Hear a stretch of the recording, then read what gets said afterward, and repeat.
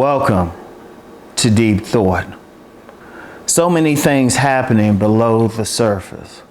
And I thought about this subject. I was having a text chat with a friend of mine, and she was saying something about, I'm known for telling men how to develop their masculinity. So of course it was on that. And she was telling me about a situation going on close to her. And she had said something interesting because she was more on the metaphysical tip, and she was talking about, I forgot, was it Uranus and Taurus or something like that? I'm not big on astrology. There are people who are, but that's never been one of my things, mainly because Western astrology especially is 23 degrees off. So it is what it is. But anyway, and she was saying how the origin of how men are behaving and what they're going through today not only had to deal with a certain energy, but going back to the world wars and how men coming back from those wars, if they even survived, had had post, PTSD and other stuff. And I thought about that because from another perspective, see, one of the things, that's why I like different perspectives, because I had thought about that years ago. There's a lot of things I've thought and seen, I just haven't had a chance to talk about. There's only so much you can talk about in a 15-minute video, but trust me, I have a lot. And I thought about that as well, but not from a metaphysical, astrological perspective, but because I was thinking about how the men are today. Because think about the world wars and then the different wars. Who fights the wars? For reference sake, let's just say it's the alphas. It's the warriors. It's the warriors fighting the wars. But what happens when those warriors die? Like in Europe, there's that big thing about the population going down in Europe and Asia. But a thing that really started a whole lot were the men who are most likely to mate, the alphas, dying. When you kill a whole generation, when you kill a major generation of young men, the thing is they can't have babies. As things can start just with that, when you kill the males. In fact, that's why in some cultures, ancient cultures, they would kill the firstborn. They would kill the males or turn them into eunuchs, just make sure they couldn't mate. Indeed, that's always been a thing that went against the, shout out Cousin Tito, alpha showpieces in history, the warrior types. People would be concerned about that. But getting back to the current situation, you think about the world wars in the United States, you think about what happened with Vietnam, the Vietnam War. And indeed, even the war in Afghanistan, the war in Iraq, how many of the men came back. Like, as an aside, that's why any issue against veterans, which is why every time I see a veteran or somebody in the service or some indication they serve, I always say thank you for your service. A lot of them going through something. Let me make one of my few political statements on here. Every single combat veteran should have a home. And that goes beyond partisan politics and everything because of what they've gone through. But one of the things is you had the primary alphas not mating. You had, shall we say, lesser men who were mating primarily. And that's coming to what's going on now. And that's on the male side, because the women still wanted to mate, but they didn't mate with that so-called alphas. People keep wondering, it's like, well, you killed all these guys, the soldiers, the most physically fit. Well, you're only going to get what you have. Women still want to have sex. And see, that's one angle. But then let's look at something. There's a big talk, a big hate against feminism. Feminism didn't start in the 60s. At least the current version really started in the 40s. Because when men were off to war, the women had to go into the factories and work. They started developing young energy. And plus, it was really a spiritual violation for women to be making weapons of war. And see, they had a certain energy. Like on a deeper level, a woman needs to be in a certain comfort zone, a certain energy once she gets pregnant for a healthy child. So, basically they birth, you had women birthing women who had a certain mindset, who were more young. Because they seeing it, one that's in their DNA. Epigenetics is a real thing. So genes can actually change throughout a person's activity. They engage in certain activities that can actually change their genes, especially for women.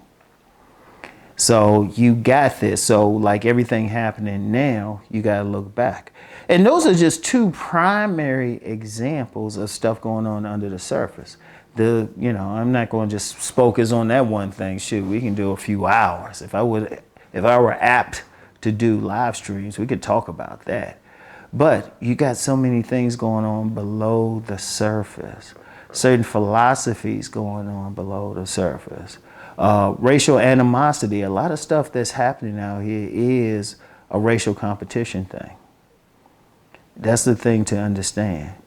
You got to understand, okay, you're like, I'll use a racial thing like with black men, like when lynchings were real big, and I'm going to say it, even now with cops shooting young, unarmed black men. There's a subliminal thing there as far as alpha challenge. It's more of an alpha challenge. It's always been about that. In fact, one of my books is White Fright, the Sexual Panic at the Heart of America's Racist History. It's always been that issue. It's always been that issue. I remember I read this book by this former Crip, Munster Cody. I forgot his last name, but even then he was talking about that whole racial thing, that whole sexual thing. He said, when the cops were beating these young black men, they'd beat them around their dicks. And, when it was a situation of black men being lynched, it was a big thing for their genitals to be cut off and preserved. That's subliminal. It's below the surface. Whenever, like, the whole political thing, shoot, there's a lot of subliminal stuff behind who's supporting which side. The abortion thing, a lot of subliminal stuff, whole lot of subliminal stuff. Because you have a lot of whites, many whites, not all, but worried about just the future, especially with the dwindling of the native white population. And that's actually globally, especially, not just in European countries, but in some Asian countries. They're concerned about that in Japan and Korea, South Korea as well. Might be an issue in North Korea, but they don't share a lot.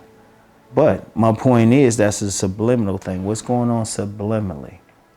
Was because if you look at anything, if you look at politics, even economics, what are people buying? What are they eating?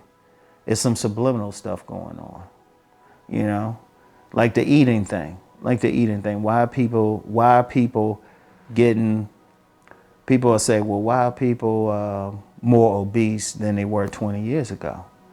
Now, people can say, oh, they're just being lazy and all that. Okay, but that's still below the surface. But also the foods, if you look at the foods. Because I remember when I was young, people were eating just as much.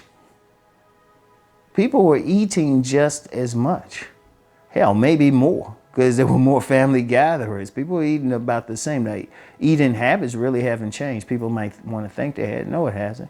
One thing that's changed subliminally. Well, two things. One, people aren't as active. We can just stay home. You don't see kids out in the streets like you used to, just playing. You don't see that like you used to. Many sports coaches, they can tell you, we don't have people coming out. Shoot, even with the work situation, a lot of young people don't want to work. Period. That's why you have this great resignation. People might focus on the top, but they don't want to work. That's one. But then let's be real with the foods. You're hard pressed to find something that doesn't have a genetic modification or some preservative or something. Because even the chickens, I mean, back in the day, the chickens were just regular size. You get them. Now you got them like, boom, they got so much stuff in it. They have to advertise it has an antibiotic, but nobody said how this affect people. It's subliminal. It's below the surface. Like you look at anything. Okay, get past the surface. What's driving it? You know, like I threw out the politics example. You know, you got this extreme partisanship going on now. People even using the Civil War word. Okay, why are people supporting it? And there's several things. That's a whole other conversation. Please don't request I do that. One of the reasons I try to stay as much as possible off a radar, or at least be low priority. But you gotta look at some subliminal stuff. What's going on? What's the motivation? What's going on with the person personally? Like, you could even break down, if you have an idea about someone, like a group's personality types, you already have an idea of how they'll tend to vote. You know, whether they'll be conservative or liberal or whatever. And it's not, people ain't what people think it is. It's like some people, with their personalities, they're gonna have an inclination to be more conservative, while others will be more liberal. But then that's not based on who's running, who the person is. It's based on what's going on subliminally under the surface. And it's so many things. I mean, I just gave a surface thing, but I just gave a very brief outline. But like you look at anything, any motivation for somebody, you gotta break it down to the core. Like why somebody might stay in a bad relationship, why they like this particular football team, or a particular sport. And it's definitely in terms of how people mate. So it's always something. And you have to, like whenever you see something on the surface, I would just say, yeah, on one level, depending on your time you have to focus on, you might have to just take it at face value, but then what's the motivation? Because even me, people will say, well, what's your motivation for doing this stuff? Oh, there's a definite one that's below the surface. Ain't about the money. If it was just about the money, I would do gossip videos and reaction videos and going in on women videos if I just wanted money. Oh, trust me, I would have 1 million subs. I could, because of what I know about inner motivations. Just know if I start sharing that going in on women, I have 1 million subs easy, and a bunch of people stealing my shit. But yeah, what I do, I'm not motivated just solely by money. Love money, is up there, but I'll just say I have a bigger agenda and leave it at that. So anyway, so many things. Always try, I say, if it's something important to you, always try to scratch below the surface. Okay, what's the motivation? Keep scratching. And it's a lot of stuff. But see, and that's one of the reasons why many things aren't solved. That's the main reason. People are just dealing with the surface. They ain't scratching below the surface. Because even when people want to change their behavior or change something about themselves, like I use a great example when we're talking about man gets woman. Now you got a lot of guys, they talking about looks maxing and all of this and game. But until they dig below the surface and really attach why they interacting with women the way they are, they're going to still have problems. They're only dealing with the surface. Even when I talk body game, now there's a deeper aspect to that, but if someone just focuses on just the surface, they still going to have problems. And I'll share that deeper aspect. That deeper aspect is just to feel good about yourself. If you 400 pounds and you got a big round belly, but you feel good about yourself, that's actually a great thing. But a lot of guys, one of the things is a lot of men don't feel good about themselves. A lot of people, and that can get into another conversation, But there's always something subliminal, always something going on below the surface. So, anyway, that's all I have for now. I get back with y'all. Peace and blessings.